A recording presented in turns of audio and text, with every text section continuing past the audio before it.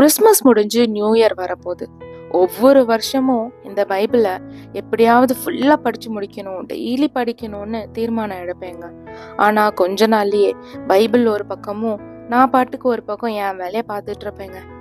இந்த வருஷம் அப்படி ஆயிடக்கூடாதுங்கிறதுக்காகவே ரேமா லிவிங் வேர்ட் கிட்ட இருந்து இந்த செட் ஆஃப் 12 புக் மார்க்ஸ் வாங்கியிருக்கிறேங்க.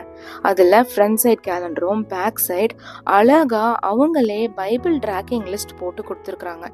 ஒவ்வொரு நாளும் நான் பைபிளில் என்ன படிக்கணுங்கிறதுக்கு அவங்களே போர்ஷன் லிஸ்ட் பண்ணி செக் பாக்ஸோட கொடுத்துருக்குறாங்க. இந்த செக் பாக்ஸை நான் டெய்லி டிக் பண்ணிட்டே வர எனக்கு இந்த பைபிளை ஃபுல்லாக படித்து முடிக்கணுங்கிற மோட்டிவேஷன் தானாக வந்துடும் நினைக்கிறேன். கூடவே அவங்களுடைய மிராக்கிள் ஜர்னலும் வாங்கியிருக்கிறேன். அதில் ஏசப்பா செஞ்ச 37 அதிசயங்களும் டைட்டில் போட்டு நம்ம ரிஃப்ளெக்ட் பண்ணுற மாதிரி கொஷின்ஸும் கேட்டிருக்கிறாங்க. இது ரெண்டுத்தையுமே என்னுடைய பர்சனல் பைபிள் ஸ்டடிக்கு இந்த வருஷம் நான் யூஸ் பண்ண போகிறேன்.